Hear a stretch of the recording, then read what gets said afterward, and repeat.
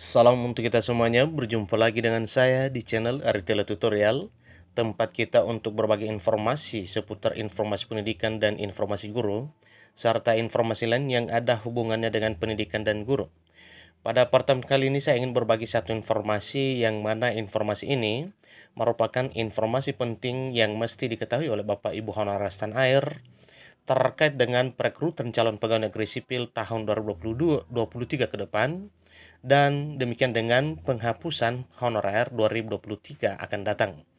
Bapak Ibu simak videonya, jangan ketinggalan informasi. Dan bagi Bapak Ibu yang sedang menonton, demikian dengan Bapak Ibu yang mungkin baru menemukan video melalui channel ini, dukung dengan cara like dan subscribe, share, dan komen, serta nyalakan tombol notifikasinya supaya semua informasi yang disalurkan melalui channel ini selalu update di layar Bapak Ibu. Tanpa basa-basi lagi, langsung pada informasinya.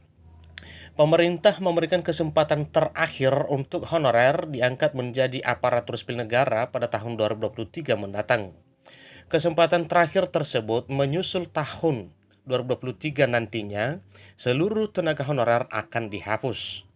Hal ini sejalan dengan Peraturan Pemerintah Nomor 49 Tahun 2018 tentang Manajemen Pegawai Pemerintah dengan Perjanjian Kerja atau P3K. Dalam peraturan tersebut dijelaskan bahwa pegawai non-aparatur sipil negara atau non-pegawai negeri sipil di instansi pemerintahan melaksanakan tugas paling lama hingga 2023 mendatang. Pemerintah memprioritaskan tenaga honorer dengan masa pengabdian terlama atau usia tertinggi dalam calon pegawai negeri sipil tahun 2023. Honorer yang memenuhi syarat dengan lama masa kerja dan usia dapat mempersiapkan dokumen untuk mengikuti proses perekrutan menjadi calon pegawai negeri sipil tahun 2023 ke depan. Tenaga honorer dihapus tahun depan.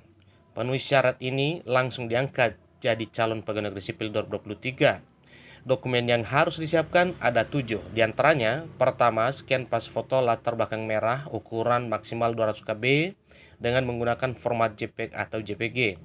Kemudian scan swafoto atau selfie ukuran maksimal 200 KB menggunakan format JPEG atau JPG. 3. Scan KTP dengan ukuran maksimal 200 KB menggunakan format JPEG atau JPG.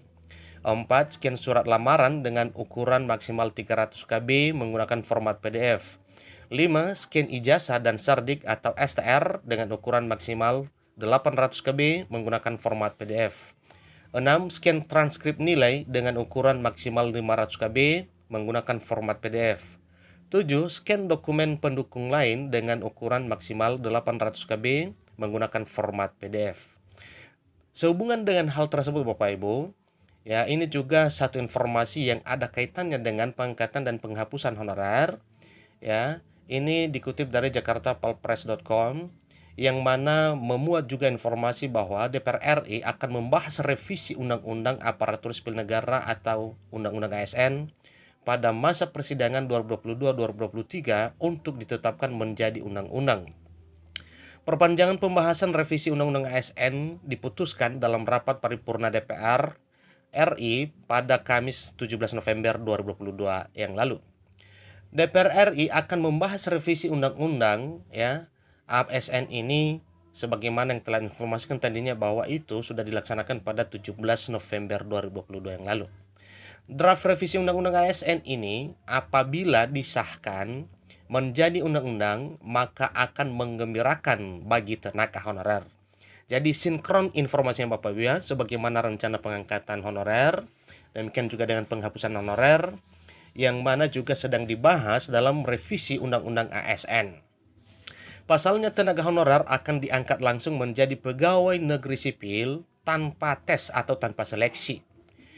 Pengangkatan tenaga honorer menjadi PNS diatur dalam pasal 131A, yang mana tenaga honorer, pegawai tidak tetap, pegawai tetap non-PNS, dan tenaga kontrak yang bekerja terus-menerus dan diangkat berdasarkan surat keputusan yang dikeluarkan sampai dengan tanggal 15 Januari 2014 wajib diangkat menjadi PNS secara langsung dengan memperhatikan batasan usia pensiun.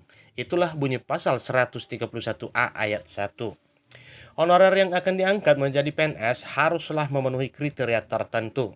Salah satunya masa kerja yang paling lama.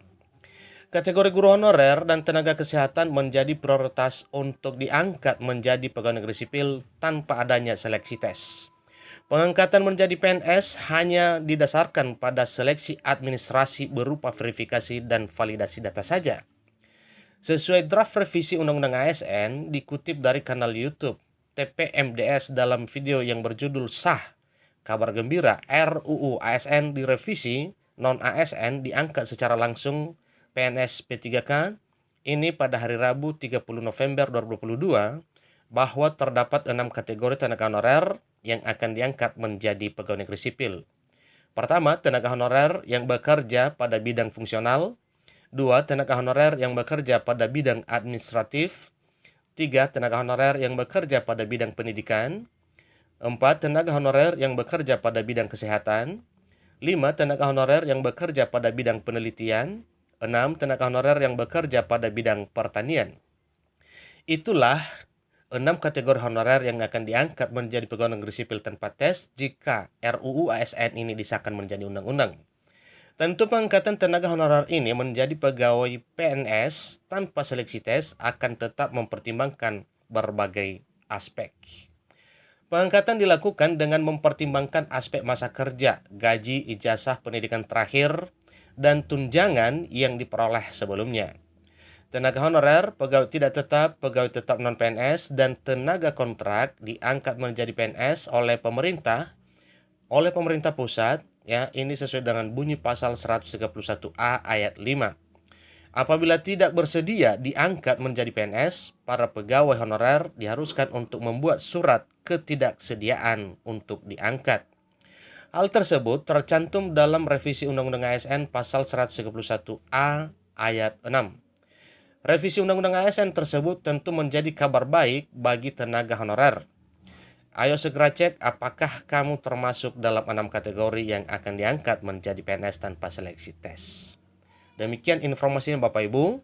Semoga informasi ini bermanfaat bagi kita.